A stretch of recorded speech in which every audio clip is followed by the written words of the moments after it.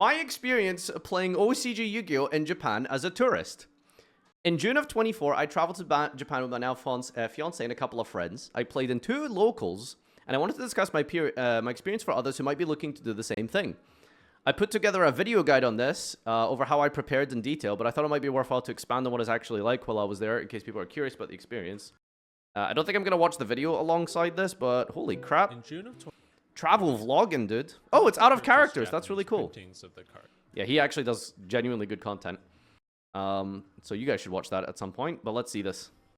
My preparation, I used the mail forwarding service to ship cards I purchased from a Japanese website to my home in the US before leaving on vacation.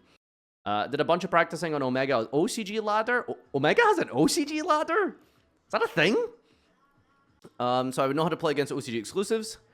I made sure to read every new card that was announced and kept up with the Road to the King metagame. I decided to play Flu because... Bro, what? You did all of this preparation just to play Flu? Okay, anyway, whatever. Simple deck, and I didn't want to get bogged down with the language barrier or lose to Maxi. My deck cost about 130 bucks with $40 of shipping. Split with my friend who also purchased a deck for the share of the trip. Wait, so are we talking like... what, 150 total for a fucking Japanese Flu that you're gonna play once in your life? Hey, listen, you know, no judgment. It's the social experiment here. Is this Emery's account? True. That's really expensive, right? See, that's one of the things about OCG, right? Like, the average OCG deck is like, I think, cheaper than Yu-Gi-Oh, cheaper than TCG.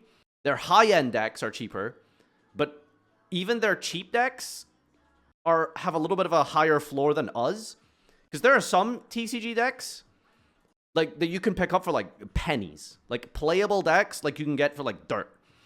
I don't think OCG really has that. I don't know if OCG has like dirt cheap decks. I mean, I'm sure there's cheap decks, but I don't think it's like TCG level because they don't have anywhere near as many reprints as we do. Like they basically don't have reprints in OCG. You know, it's compared to TCG, reprints are very aggressive, but the initial cost is very high. Anyway, that's besides the point.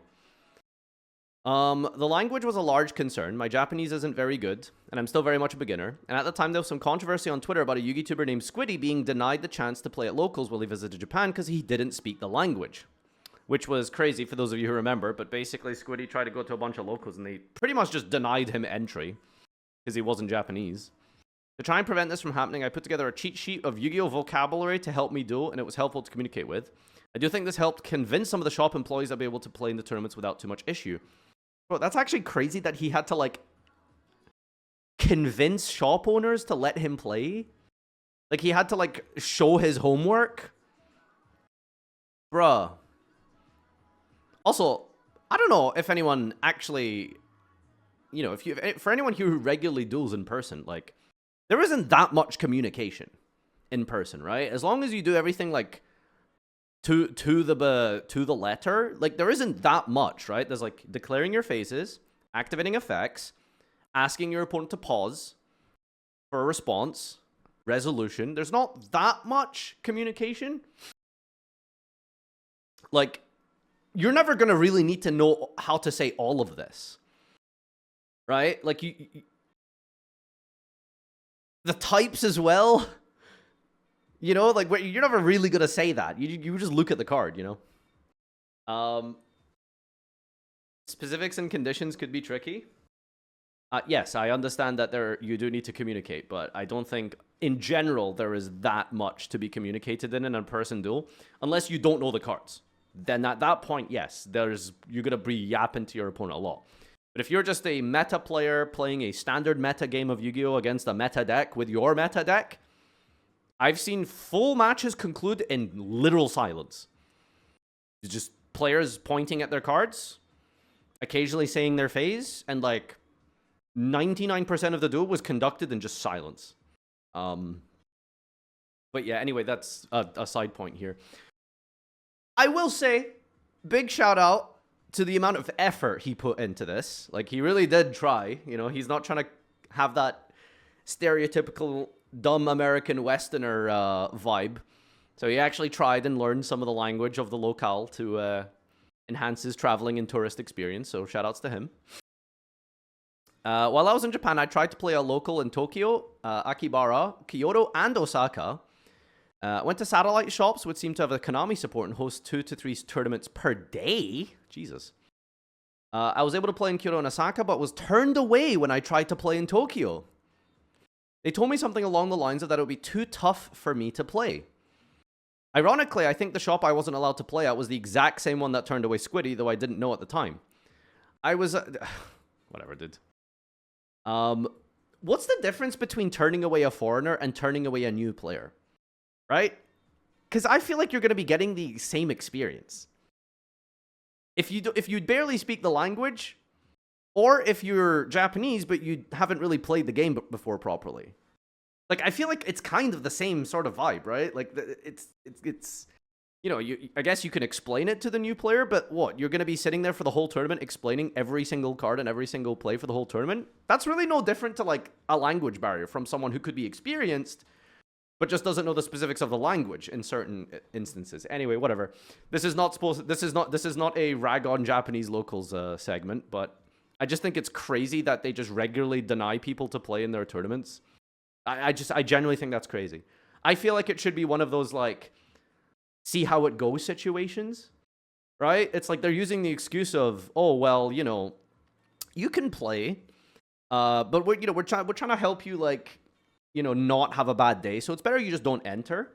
But I feel like, okay, let them enter. And if it seems like it's being an issue by like round one, end of round one, round two, then you can be like, hey, listen, look, here's your packs. We're going to drop you.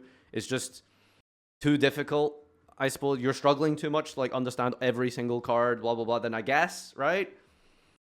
Because, you know, ultimately that is holding up the whole tournament because one gaijin is incapable of like understanding what the fuck, you know, Argo Stars do because they've never played it before because it's not released here yet. Well, I guess it was released last week, but you know what I mean.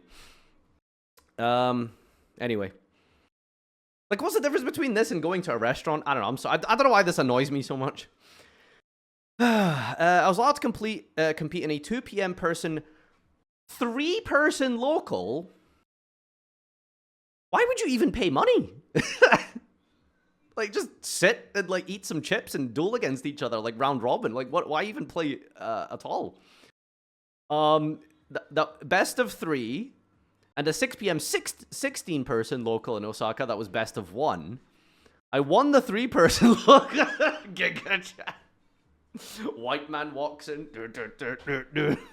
Did he top? I won the 3-person locals getting a bye round. He played 1 game. And then beating a Salmon player round 2. In Osaka, I took wins against a Yubel player and some kind of Horus Cybers pile and lost against Ritual Beast and something I can only call Ra OTK. That's insane. He lost to Wing Dragon of Ra. To be honest, I didn't think I would like Best of 1 very much, but I do think it makes practical sense for larger locals that take place after a long day at work. You know, I'm curious if that's something maybe TCG will ever do. It doesn't need to be the standard for competitive play, but I mean, that is a good point, right?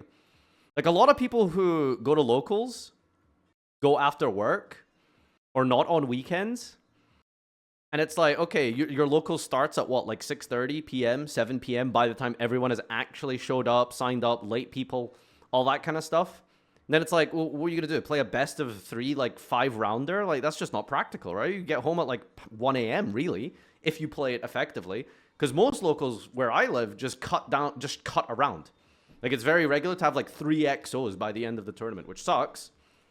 But, I mean, if you do want to be efficient, like best of 1 could be a decent thing for locals. My one-piece best of 1 locals are 16 people and only lasts 3 hours. Yeah, I mean, that makes sense, right? It's good mental stamina prep for longer events. Yeah, I mean, that's what I'm saying. Like, best of 3 is the standard for competitive play, but at the same time, you know, that's not what the local experience is for most people. The local experiences for most people is to just have somewhere to play locals. Plus, I think Yu-Gi-Oh! Without side decking is kind of better. Anyway, that's a different story and subject. It ran effectively and was over within 3 hours. It felt very much like playing 4 games of Master Duel since the variance in what you draw as your hand and if you go first mattered quite a bit. Here's a picture of me at a shop in Kyoto before my first locals. You can see some Cardian wall art in the background. That is very cool. Japanese locals make heavy use of the Yu-Gi-Oh! Neuron app to report scores, check standings, and assign tables. My English version of Neuron worked fine, and I was able to use my TCG card game ID to enter without any trouble. It was nice just to type in the phone what the match result was and not have to bother going to the front. I was even able to follow some of the players that I enjoyed playing and talking with, and it was a wonderful experience. Yeah, this is really funny reading it as an American, or from an American perspective, but this has been the standard in EU for like a year plus. Like most locals here, we use Neuron. You know, we don't need to like look at a big screen and have like some guy like scream from the like front of the shop like, Jeff versus John. James versus Ken. Wait, which Ken? Ken G or Ken F? And then he's already moved on to the next name, and then there's other people talking over you. It's just such a shit show. Yeah, we just use Neuron. It's that simple. I had to learn how to play Jankenpon, which is Japanese rock paper scissors. What's the difference? One of the players at the tournament was bilingual and walked me through it, but I made sure to have it down when I played in Osaka. Nobody even asked about rolling dice, which I thought was interesting. Wait, they all play rock, paper, scissors? Maybe you guys should do that at the YCS. No dice rolls, just rock, paper, scissors. That's crazy. It's like not the standard to roll dice. Dude, these vending machine things are so scam. You could pull an engraver. Maybe. I did win around 7 OTS pack equivalents between the two tournaments, and 6 of them from the locals.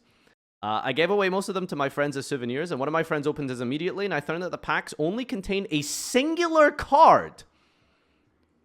Huh? This and the ban list might be the only things I think the TCG does better. OTS is like one card? Man, they hate the environment, right? Like, open one pack, you get one card. All that shit and hype for a common. Anyways, that's pretty much it. I'm now stuck with a Japanese flu deck that I will likely never use again. But the experience was super fun. I don't know why they like even bothered getting a Japanese deck. I'm sure most of their players probably know how flu works, but a lot of my friends who played in Japan were told that they were okay to just use their TCG deck. Because it's actually a common thing for like some Japanese locals to just play with like maxis, for example, from TCG that are ultimate rare. Like some people flex different rarities because they don't have ulti. A lot of people play like our rarities over there. But yeah, it is kind of like dependent on the shop, and technically, I guess you're not supposed to. But some of them do that. I enjoyed connecting with OCG players and asking them about cards they liked and disliked, and it was fun to try out the other half of Paper Yu-Gi-Oh! Definitely recommend it to those as fortunate enough to be able to travel. And apparently fortunate enough to have the effort to put in this much. I wonder how much of this he actually used. Bochi! Cards in your tefuda. Yeah, I don't know. Like, shoutouts to him for putting this much effort into it. You can't catch me doing this, though. I'll be honest with you. But yeah, this was a cool experience. And shout out to Ada Characters for writing this.